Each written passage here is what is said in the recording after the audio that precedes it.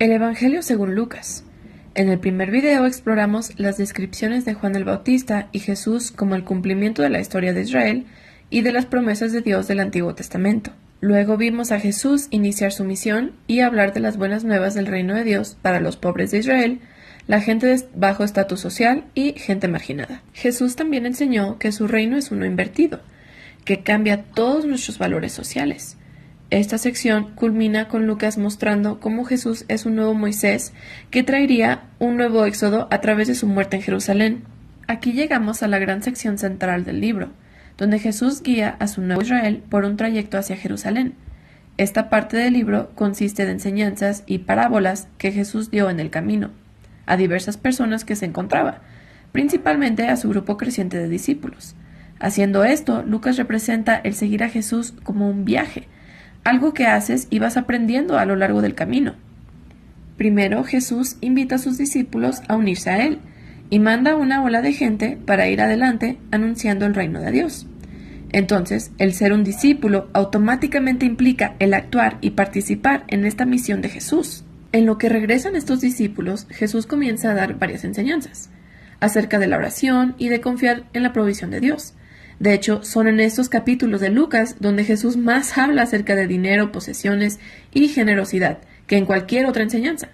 Si el seguirle es como estar en el camino, esto debe producir una mentalidad minimalista, creando esta libertad de posesiones que también permite generosidad radical. Otro tema clave en estos capítulos es la misión continuada de Jesús hacia los pobres.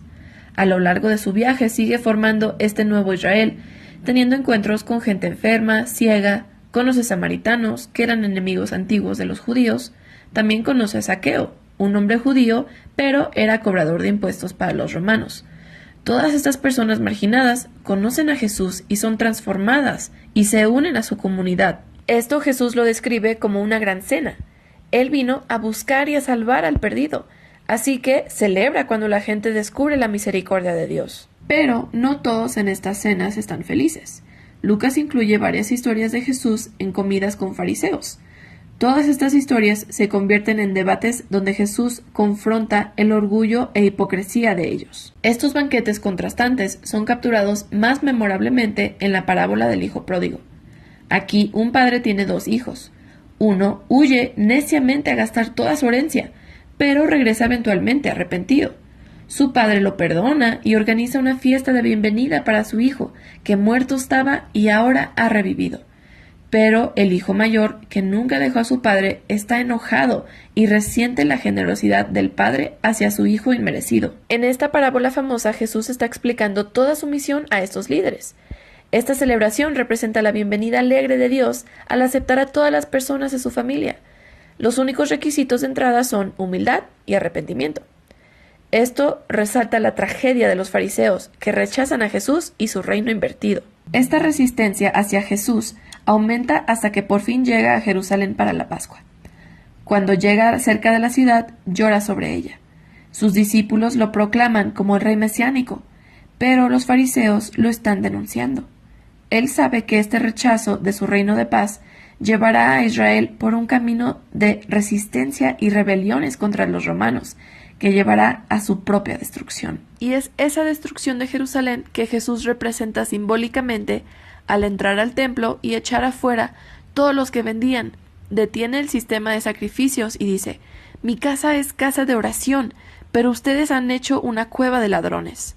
Esta acción, claro, da inicio a una serie de debates entre Jesús y los fariseos, todo llevando a la predicción de Jesús que un día el ejército romano rodearía la ciudad, devastándola y el templo dentro de una sola generación. Con eso, Jesús se retrae con sus discípulos para celebrar la cena de la Pascua, una cena anual simbólica de la liberación de la esclavitud de Israel a través de la muerte de un cordero. Así que Jesús convierte el pan y el vino de la cena en nuevos símbolos acerca de este nuevo éxodo. Su cuerpo quebrantado y su sangre derramada traerán la liberación para este nuevo Israel. Después de la cena, Jesús es arrestado y examinado ante los fariseos. Después es juzgado por pretender ser rey. Lucas hace énfasis en la inocencia de Jesús. Pilato, el gobernador romano, declara que Jesús es inocente 3 veces antes de ceder. Aún Herodes, rey de Galilea, no puede encontrar nada de lo cual acusar a Jesús. Pero el consejo judío por fin convencen a Pilato de crucificar a Jesús. Aún en su muerte dolorosa, Jesús encarna el amor y la misericordia de Dios que tanto enseñó. Ofrece el perdón de Dios a los soldados mientras lo crucifican. Luego, cuando uno de los criminales que fue crucificado junto con Jesús reconoce quién es él, le dice: «Acuérdate de mí cuando comiences a reinar». Y las últimas palabras de Jesús son palabras de esperanza hacia un criminal humillado: «Hoy estarás conmigo en el paraíso». Con este último acto de generosidad, Jesús entonces muere. Su cuerpo es llevado a una tumba y el primer día de la semana algunos de sus discípulos vienen a la tumba para encontrarla vacía y ven a 2 seres angelicales ahí diciéndoles que Jesús está vivo y que ha resucitado. Así que se van asombrados. Es aquí donde Lucas relata una de sus historias más hermosas. 2 discípulos de Jesús van saliendo de Jerusalén hacia Emaús. Están devastados por la muerte de Jesús, cuando de repente aparece Jesús mismo ahí caminando junto a ellos, pero no lo reconocen. Él les pregunta por qué están tristes, y ellos comienzan a contarle de su esperanza de que Jesús sería el que había de liberar a la nación, pero ahora estaba muerto y todo fue en vano. Poco después, Jesús cena con estos 2. Tomó el pan y lo partió, así como en la última cena. Y en ese momento se les abrieron los ojos, reconocieron a Jesús y desaparece. Lucas cuenta esta historia para resaltar un punto muy importante acerca de seguir a Jesús. Cuando los discípulos de Jesús imponen su propia agenda y su propia realidad en Jesús, Él se vuelve invisible y desconocido para ellos.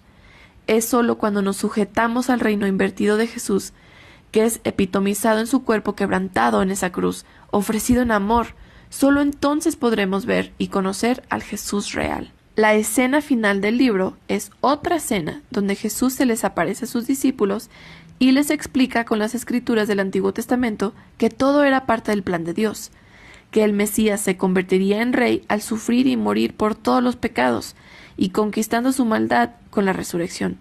Así que ahora, como lo prometió Simeón el profeta en el capítulo 2, el reino de Jesús se extenderá de Israel para que el perdón de Dios sea anunciado a las naciones y todos sean invitados a seguir a Jesús. Pero Jesús les dice a sus discípulos que esperaran en Jerusalén a la venida del Espíritu Santo para capacitarlos para esta nueva misión. Esto, claro, continúa en el 2º volumen de Lucas, el libro de Hechos. Pero por ahora, este es el Evangelio según Lucas.